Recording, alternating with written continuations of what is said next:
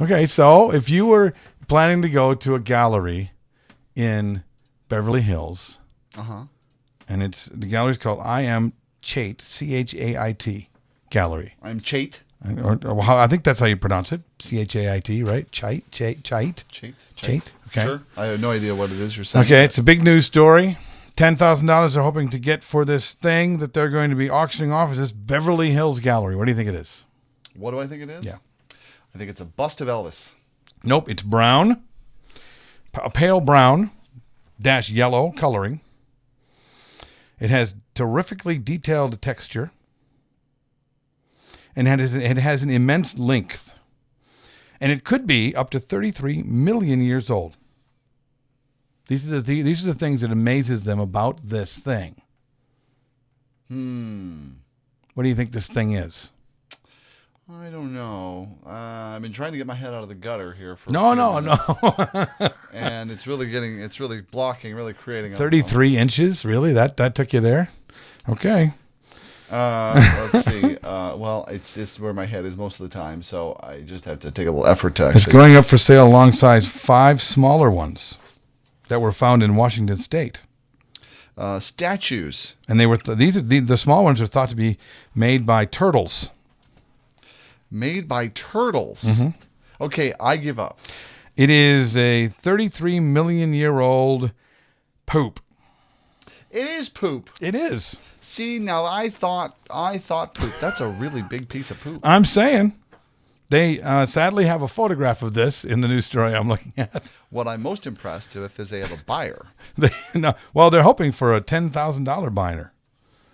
The eye-watering poop, quote, eye-watering, quote, boasts a wonderful even brown, pale brown yellow coloring and terrifically detailed texture. So the writer for the gallery is making their money. They're doing a good job of description. What makes it so special? This is what he said. The natural history director said, quote, I've never seen anything close to this in terms of size. Wow. So it's the biggest petrified poop ever. No, that he's ever seen. Oh, that he's ever seen. Apparently he's seen a lot of resident. Petrified poop, and he's the resident poop expert. He's the one who's been quoted in the story. He's a poopyentologist. He's a poopyentologist. I think that's an official. That is the pun of the day. Well headline. done, sir. Welcome to the Bill and Jason Show. I'm Bill Hermann, and I'm Jason Jones, and this is this week's worth of nonsense from the DJ world, and of course, or any other kind of poopy subject that we might decide to bring up along the way. Tonight we have a very special guest, which we're really excited to introduce to you and have here on the show. A gentleman by the name of Louis Percival. You might have already seen him on the virtual, he's been in a lot of places online, but he was most recently seen in the Virtual Expo, the DJNTV Virtual Expo, as one of the presenters. Right. But he's had a YouTube channel that has a big following. He's got well over 2,000 subscribers, and it's basically about technology in the DJ industry, keeping up with trends, what's really cool, the things that are coming out, cool ways to use it. There's how-tos, tutorials, as well as product reviews, all kinds of great stuff. Plus, he has a blog, and he does a tech podcast for a radio station. This guy is just everywhere. And he talks funny. And he's a DJ just like us, and we've lost the camera image. He is all the way over, I should say. He is over in the United Kingdom. Yes, well, it's like I say, like he talks funny. He's from the United Kingdom, UK. He's from UC, as I said last week. They call that talking smarter. Is what they call that. Really? Everybody sounds smart with that accent. Really? They do. Well, blow me down. That's why I've been trying to learn it. Louis, welcome to the show. Thank you. It's really great to have you here. Now, mind you, we don't have an image of you right now. You're that little Skype nondescript little man that's on there is not Louis. We're going to leave that up the entire time, or can we just put up any pictures we find? I don't know. I guess we'll. Let me get on Google and see what I can find. See what Jason can do in post.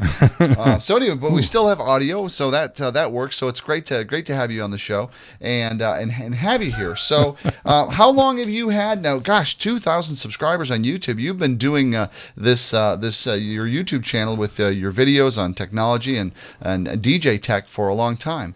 So how long ago did you start that, and what got you into DJ tech or just being interested in DJing? Well, the YouTube channel, I think I actually started around 2011. It was in between school, so like, the UK summer holidays, and I think you call it, like vacation in the US, but in the UK we call things weird. So, So you were on Weird. yeah, I was on a weird sort of holiday type thing from school. Right. And yeah, I was. Well, I've always been interested in music, but I would say that because of the amount of time I had off, I discovered YouTube and the amount of stuff related to music that you found on there. And I think Brian S. Red was probably the first person I actually saw a DJ related video on. And when I was, well, I suppose a few months after I actually started the YouTube channel, I had like a few little, like those $30 little disco lights you could buy from any shop. And I was mostly just doing a lot of lighting and stuff in my bedroom, because at school I was actually interested in like theatre lighting and stuff, but it was something I'd never really got into. I sort of moved away from that and more to the sort of music area of stuff. But yeah, in 2011 I actually started the YouTube channel, and after seeing a lot of other people, I just thought, why not? If one person can learn anything from something I put up, then it's great. I would say that probably the incentive for it as well, like I said, was because I had this, well, for me, it was like a personal achievement discovering YouTube and the amount of videos and stuff you could find. And I thought, well, I don't know that much, but I know a little bit. And I thought, as I learn stuff, I can put videos up as well. So if anyone else out there, in parts of the world that perhaps, they don't get the chance to go and see, like all these bits of DJ equipment and stuff, then anything that I pick up, I'll share online. And that's just basically what happened. I just started doing that. And yeah, it's started to slowly build up to something that is quite cool. It's quite a nice personal achievement to think that there's around 2,000 people that like watching the stuff. So Yeah, right. I mean, how many videos do you think you've done so far?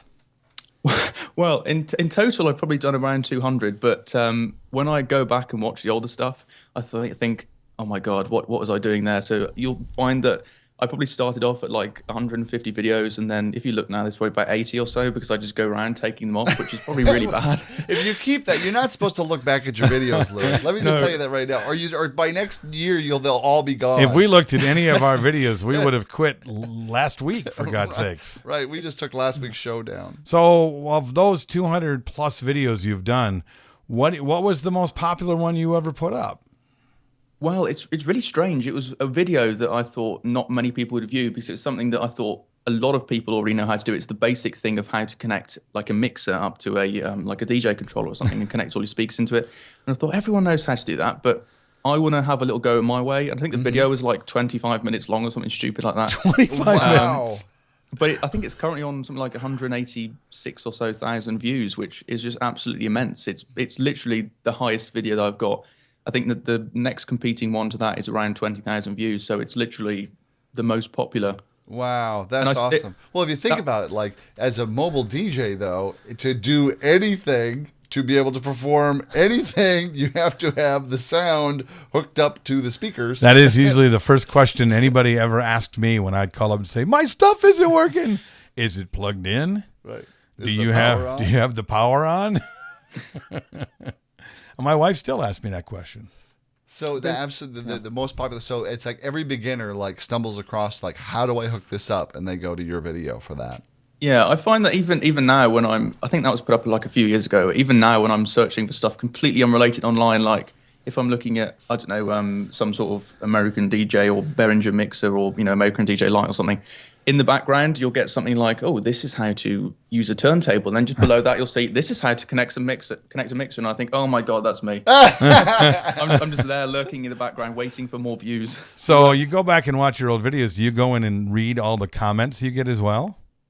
I used to. I like to read the comments on the newer stuff, because I think a lot of people appreciate the fact that, like, a lot of the stuff I do now is I like to think of it more professional in the fact that I try to research everything. I have all this filming equipment, lighting and stuff like that. And generally the comments, now I'd say that not many people comment on it because they watch it and think, oh, that's good, I'll give it a like or something. Whereas before, when it was absolutely terrible, you'd get all these people thinking, like, writing comments, like really, really bad comments. If you go back and look at some of the videos, you'll get these absolutely awful comments that at times, a lot of comments like that made me think, I don't know why I bother, because everyone that comments is literally just throwing hate at me. I was like absolutely covered in hate from all these people just throwing all this hate at me. What's the craziest one you ever read that made you go, "Oh, okay, this is just ridiculous"? It's a new hobby for hateful people. I can't remember exactly, but it was something to do with someone talking about their dog and swimming pools at a party, and somehow that got related to some sort of music video I put online. I'm not quite sure how a dog is related to a music video, not a music video, but a video about sort of music production and stuff.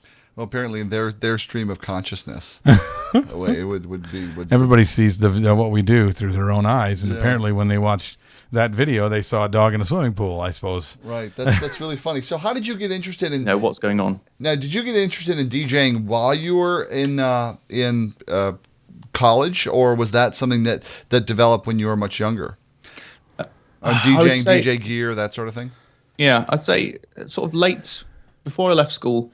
So I left school at like 16, because that's where we leave school in the UK. And just a few years before that, so probably when I was about 13, 14, I actually bought I think I've still got it. It's like a Newmark CD Mix 1 or something. Mm-hmm. And I bought that and I started to do a bit of music stuff in my bedroom. And then I saw a lot of local people that were doing discos at the time, and I thought, that looks pretty cool. And like I said, I was interested in all these different lighting effects and everything. And then I came across YouTube, and then I saw it and thought, can people actually do this? And then I realized that you could do that. So I said when I left school, I started to take it more seriously because I had a lot more time. When I started college, I was doing 2 or 3 days a week. So I had a real load of spare time. So that's when I sort of got into it, started picking up all these different bits of kit. A lot of the stuff I've still got now, actually. I think the oldest light I've got literally looks like something from, I think it's probably an antique now.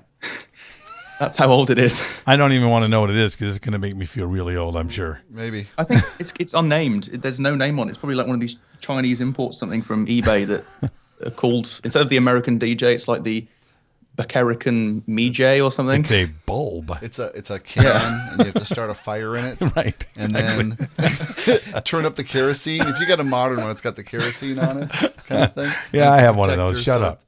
I have one of those. I still use it. The old cars. Yeah, well, it has to be hooked up to my car battery, but it works really good. Oh, yours uses electricity. Well, yeah. All right. Awesome. Sorry. No, go ahead. I was going to say, it's like really, really strange seeing stuff now, like older to new stuff. Because like when I was a lot younger, you see all the grandparents saying, "Oh my God, you've got, what are these CD things? We use vinyl and stuff like that." And I think a Laserdisc was something else that I had to Google that. Those giant. Wait a minute. Hold on. So you were doing. You had to Google. Laserdisc. I did, yeah. What are you, 12? Hey now. Who invited this guy? And you're still going to college, right? I finished doing my A-levels, and now I'm doing a different course related to sort of IT stuff, technology. So it's more along the lines of what I was interested in. Because when I was in college, I wasn't really, a lot of the subjects I was doing, it wasn't something I wanted to do as a career. So that was the point where I sort of had to think about, what do I actually want to do? And that's where a lot of the YouTube stuff came in, actually, because I enjoyed putting technology videos out there. I enjoyed technology, and I thought, this seems like a good direction. So I'm doing a lot of technology. I'm actually starting a Microsoft course as well soon, so that'll be cool. That's Microsoft? I'm not sure what that is. It's the slowly degrading operating system company out there. We're still trying to. This is impressive because we're still trying to figure out what we're going to do with our life and do for a career and things like that. Yeah, my computer starts with a crank handle. But it works though every time. Does. And it never crashes. So hey, we're going to take a quick break, and then when we come back, I want to talk about technology. I want to talk about what you're passionate about, and especially DJ technology, and what you like, and maybe see if he'll do some forecasting on like where he sees the little prognostication, because it's always fun to look back and say you were so right or you were so wrong. That's a great idea. You're listening to the Bill and Jason Show with guest host Louis Percival.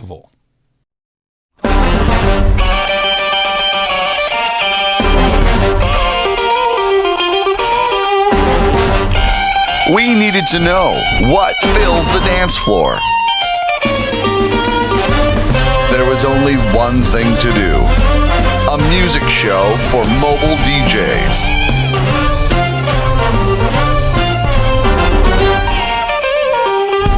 Here comes Music Talk. We talk to DJs all across the country.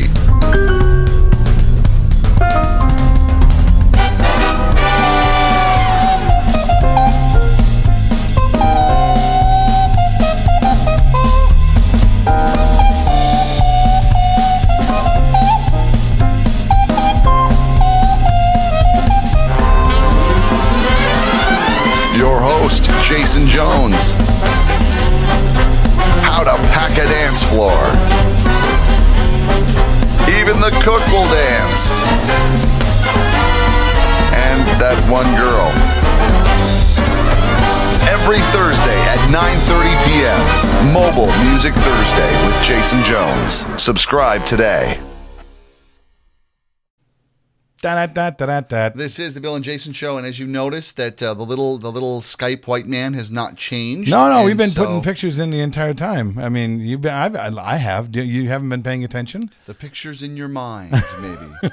I'm actually quite scared now when I watch this back to what's going to appear there. Well, Lewis, you sound great. You really do. You really sound great. That's one thing, I suppose. Yeah, you so, sound. And really, if you think about this, is like really genius. I mean, we should really get credit for doing such a genius thing, is not actually showing what you look like, right? Because then everyone has to go to your YouTube page to see what this guy looks like. And it's YouTube / what?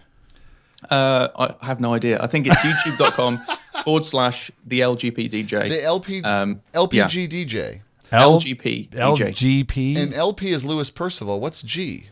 That's my middle name, George. Oh, and you put it on the end. So you got no, it's LGP. LGP. Oh, I'm dyslexic. I wrote it down wrong. He's the man with 3 first names. Yeah, a lot of people call me the petrol DJ because LPG is liquid petroleum gas, isn't it? So. Right. Well, you're going to capitalize on it. We'll keep you going. DJ Petroleum. LPG DJ. See, now I can't even get that GP out of my head. Anyway, let's talk about something interesting. Let's talk about what you're really interested in terms of technology and that sort of thing. So what is it? What in DJ technology are you most excited about right now that you've seen? Well, as far as products go, there's a lot of stuff, constantly changing that I like the look of. I would say about a year or so ago, when we saw, the introduction of a lot of wireless DMX technology and stuff like that with lighting, it was something that I sort of was a bit optimistic about in the sense that at a like a gig, concerts and events and stuff like that, you get a lot of people with mobile phones, and I'm sure that you and a lot of people watching this know that when you have a phone by the speaker, you get this weird, clicking, really beepy noise. So I was thinking, what on earth is that going to do to something as sensitive as DMX technology? And in that sense, I sort of kept back a little bit. I let the wireless stuff come in. I saw a lot of products come to mind. A lot of American DJ products came to mind first. And after actually seeing it in action, hearing lots of people's reviews, you realize now that it's a very, very big step forward wireless technology, because you can have stuff completely different ends of a room and have no cables, so it's really good. So when you see stuff like that, it sometimes you can be completely off in the sense that making a prediction, thinking, do I invest in this? Do I go with this, or do I let it play out and potentially, lose out on using this new technology? But sometimes you can actually see something and think, I'll give it a go, and then like a year down the line, everyone wants it. It's like when flame machines came out, like nobody wanted them, and now everyone sort of wanted them, but it's starting to die down a little bit now. So yeah, it's yeah. Good. So look at that. That's awesome. Is there anything looking on the horizon? Is there anything that you see that from what's been percolating up that could be coming down the way? That look into your crystal ball and tell us what's going to be tomorrow DJs. What is the tomorrow DJ going to be doing? Well, it's again when I was talking about the DMX license, something I thought was going to be absolutely the wireless DMX lighting, something I thought wasn't going to come in, and then it did. It's the same with something now. When I think of DJ controllers, something that I think is going to be quite big is these DJ controllers that you can have things like iPods actually integrate, not iPods, sorry, iPads. Even I'm getting old now, iPods, iPads. When you can actually use those inside your DJ controller, you have all these apps you can download, have all your music on there. A lot of people now, literally, I think it was something like 60% of everyone that's got some sort of technology device has got a tablet. So tablets are, computers are slowly dying out. It's more sort of corporate end that they're used. You know, a lot of people at homes and stuff tend to use tablets and iPads and stuff. So I think that is probably going to sneak in a little bit. There are a few controllers out there that I've seen look pretty cool, but it's something I wouldn't buy yet because when you actually look at them, you can tell they're pretty in the early development stages, so everything isn't quite right. It's like when you release a controller, like, I don't know, there's something one, and then like a year later you figure out all these different problems with it because they rushed into trying pushing this out. Right. And then you get the 1.1 and the 1.2.1, and it goes on and on. So I think it will be quite big. I think last year, BPM in the UK, which is like a DJ expo show, there were a few different iPad and tablet controllers, and it wasn't something that was heavily focused on. It was more sort of back of the stand type stuff. It was like there to fill space, if anything. But I think this year, if not this year, then certainly next year, I think we'll probably see quite a lot of iPad and tablet devices that you can incorporate stuff like that into. I agree with that. I mean, and the last two things that I've seen with that sort of thing is the iPad apps that are already integrating into things like Pandora and Spotify and Amazon, so that they can take the iPad DJ apps and be able to use those now. Heck, gosh darn it.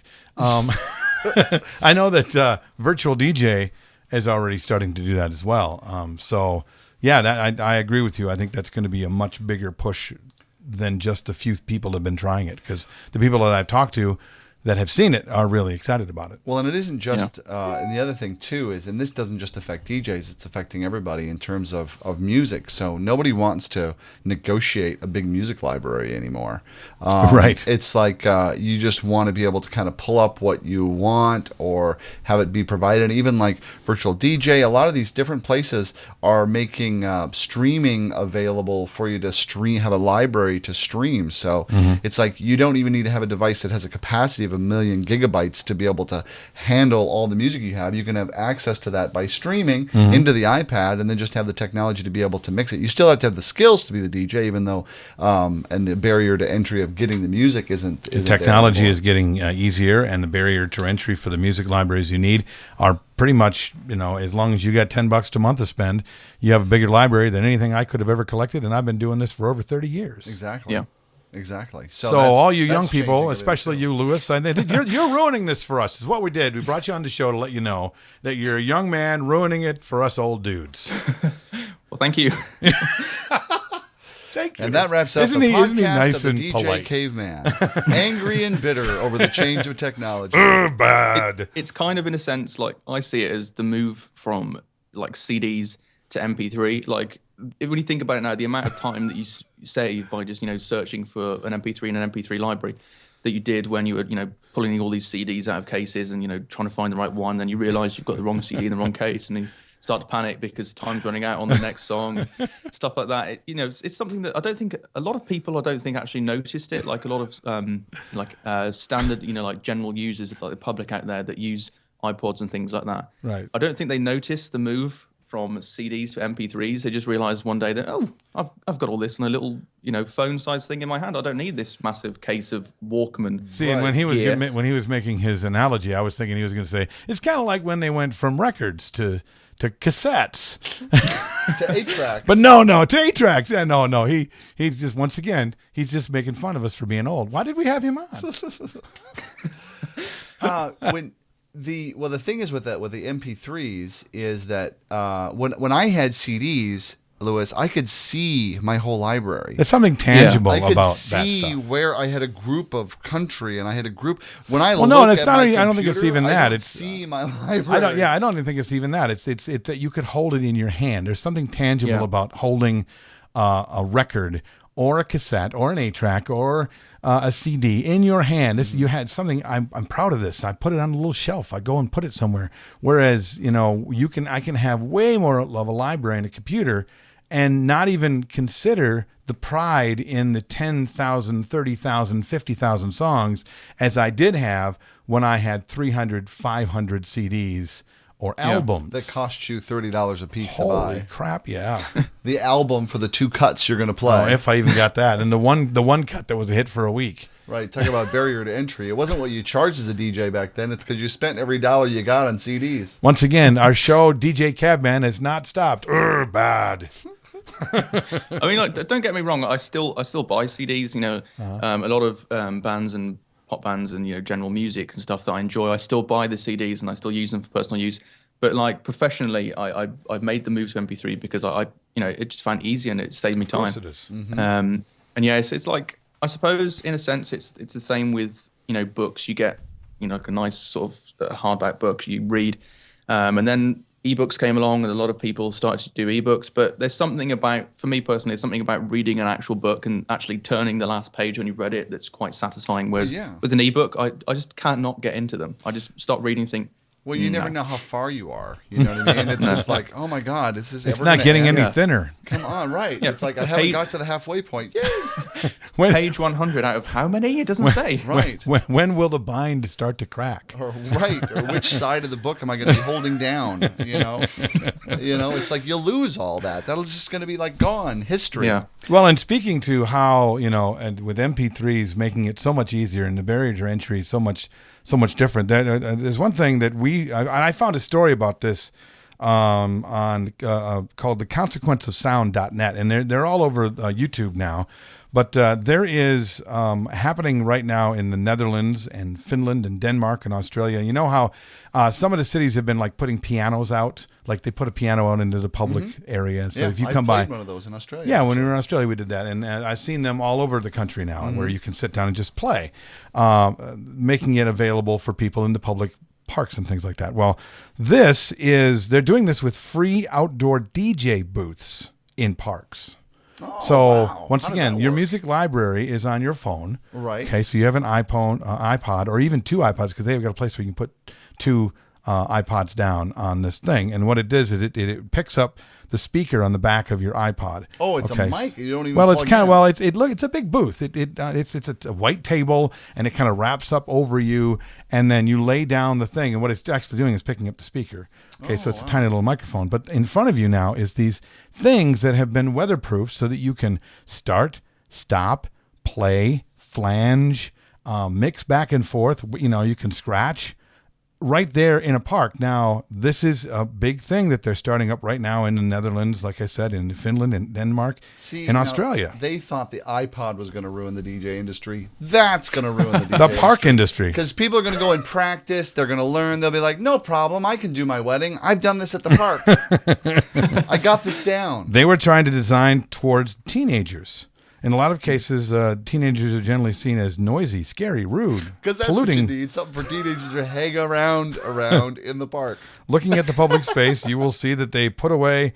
They are put away in boxes, and literally you can approach them in a positive way and take advantage of the things and enjoy their doing. Being a DJ and music lives with youngsters, so they're really pushing this really hard. Have you heard about this? Being the technology guy, Lewis, have you heard about any of this? I'm going to be really bad and say no, I haven't. But well, they're solar powered, yeah. And they sit in the park. And there's one of them in Amsterdam, and I can't believe that a young man from college wouldn't want to go to Amsterdam at some point and check out what they have for DJ booths. Let me make quotes. DJ booths. Yeah. What are you talking about? I've already got my flights booked. I'm leaving tomorrow. That's outstanding. That's great. So what do you think? So what do you think? Is this? You think the teenagers are going to go all over? Will be all over this? I think. Well, there's two ways to look at this. In a good sense, a lot of sort of the elder teenagers, 18, 19. I think a lot of those will be like, we can actually take advantage of this and actually use something to see if you like it. Because I know a lot of people, especially a lot of the younger people, don't have a budget to go out and spend, £400-500 or $600 on a DJ controller or a bit of kit. So I think having something like that where you can actually go along and think, wow, this looks really easy, and then have a go and think, I actually don't think that's for me. I just cannot get into it, because it is, mixing music is, essentially an art form. You've either got, the sense of how to do things and, how everything goes and flows, or you haven't. And then you've got the sort of the bad end of the scale, where I think the younger people, especially if it's something that's unattended, I think will go up to it. Instead of seeing it as a potential learning opportunity, they'll look at it and think, right, I'm with a group of friends. How can I make fun out of this piece of equipment that the government have tried to give us? will it be spray painted? Will they get on the microphone and start shouting stuff? Who knows? But hopefully it will be a good thing. And I think if it's a good thing, it'll certainly encourage more people, especially like around the world, to sort of do similar things, to hopefully get a lot more people interested in music and, getting going in the DJ industry. Well, Lewis, this is what we need you to do. We want you to go to Amsterdam on a fact-finding mission and find as much facts and as you can. If it has nothing to do with DJing, I mean, so be it. But while you're there, you need to do a story on this.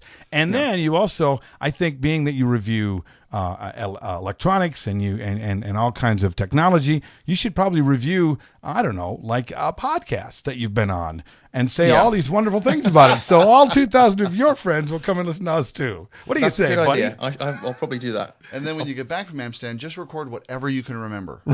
Right.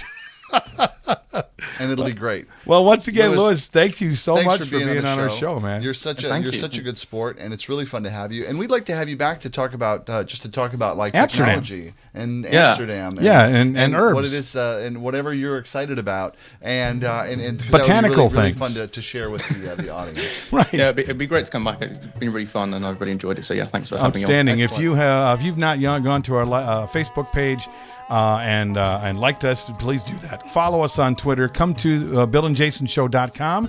You can look at our show there. You can listen to all of our past shows over the last year and a few months and be a part of it that way. And so thank you again. Yes, thank you for tuning in. Until next week. Bye. Broadcasting from high atop planet Earth at a rate of 96 kilobytes sampled per second over the interweb in an effort to stop glorifying being busy. This has been an entertainment experience production.